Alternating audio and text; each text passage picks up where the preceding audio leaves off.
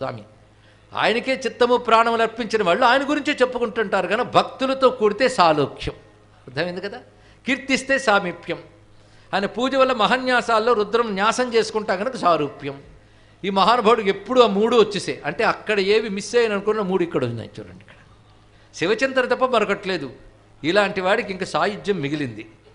ఆ వాసన క్షయమయ్యాక తర్వాత ఆ లోకానికి తీసుకెళ్ళి ఏం చేస్తాడో చేస్తాడు, ఆయన ఇష్టం. ముందు మళ్ళీ కైలాసవాస అర్హత సంపాదించడం వాసన క్షయం చేయాలి కదా.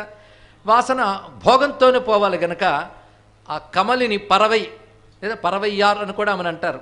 ఆమెను వివాహం చేసుకోవడంతో అయింది. ఇప్పుడు ఆ వివాహం ఈయన పబ్లిక్ డిక్లేర్ చేశాడు. లేకపోతే ఒక వారకాంతను శ్రోత్రుడిని ఇప్పుడు వివాహం చేసుకోవడమా?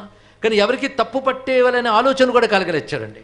అంటే అర్థం ఏంటంటే ఈశ్వరుడు బుద్ధిని శాసిస్తే అది తప్పని చెప్పే బుద్ధి ఎవరికి కలగనివ్వడు. అలా చేశాడు. ఎక్సెప్షన్ ఇలాంటి విషయాల్లో ఆయన అలా చేశాడు కనుక మేము అలా బయలుదేరుతామని వెళ్ళకూడదు. నువ్వు కైలాసం నుంచి దిగొస్తే అప్పుడు చూద్దాం. కనుక అక్కడ అన్నీ మినహాయింపులే. మొత్తానికి పరవైతే ఆయన వివాహం చాలా అత్యంత వైభవంగా జరిగింది. ఎందుకు శివుడు ఆజ్ఞాపించేయించాడు కదా. ఆ తర్వాత చిత్రం ఏంటంటే ఆమె మహాశివభక్తురాలు. ఇద్దరికీ ఒకే భక్తి ఉండడంతో ఈయన భక్తికి గండిపడలేదు, అది ముఖ్యం. అందుకని వివాహం అయిన తర్వాత నుంచి అనుష్ఠానం పోయింది అంటే అదేం బాధాకరం అండి ఇక్కడ. కనుక ఇద్దరిది ఒకే ప్రీతి అవ్వడంతో ఆయన నిరంతరం శివ సంకీర్తనలు, శివగానము, శివ పూజ అయితే వాటికి సహకరిస్తూ ఈవిడ ఉండేది. అంతేకాదు ఈవిడికి ఏం తెలుసు, శివ నృత్యం శివగానమే ఈవిడి వృత్తి. వృత్తి ఏమిటి? ప్రవృత్తి. అలా ఆమె ఆనందంగా ఉంటుంది. పైగా ఆమె ఇంకోటి పట్టుకుంది, శివసేవ. శివసేవ శివసేవ ప్రధానంగా ఆయనకి ఎవడు సేవ చేస్తాడంటే ఆవిడ సేవ చేసి దొరుకుతాడా? శివుడికి కాలు పట్టాలందంటే ఆయన కాళ్ళు లాగుతాయి పట్టడానికి.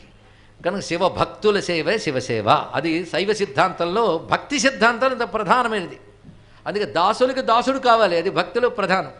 అందుకే ఎవరైనా శివభక్తులు ఆ క్షేత్రానికి వస్తే అది మహాక్షేత్రం కదా తిరువారూరు అంటే. ఆ వచ్చిన శివభక్తులందరికీ భోజనాలు ఏర్పాటు చేయడం, వారికి కావలసినవి ఇవ్వడం, సేవ చేయడం. ఎవరైనా భస్మ రుద్రాక్షలు ధరించి వస్తే చాలు, అదొక్కడు చాలు శివభక్తులు అనడానికి. ఇంకా వాడు ఎంత శివభక్తుడు పంచాక్షరి 1000 చేస్తాడు, 1,00,000 చేస్తాడు, నీకు అనవసరం. భస్మరుద్రాక్ష ధారణ మాత్రం చేతనే పూజించాలి. ఇవి శివభక్తులకు నియమాల్లో ఒక నియమాలండి ఇక్కడ భక్తుడు. అందుకని బొట్టు పెట్టుకుంటాడు కానీ నిజంగా జపం చేస్తాడా నీకు అనవసరం.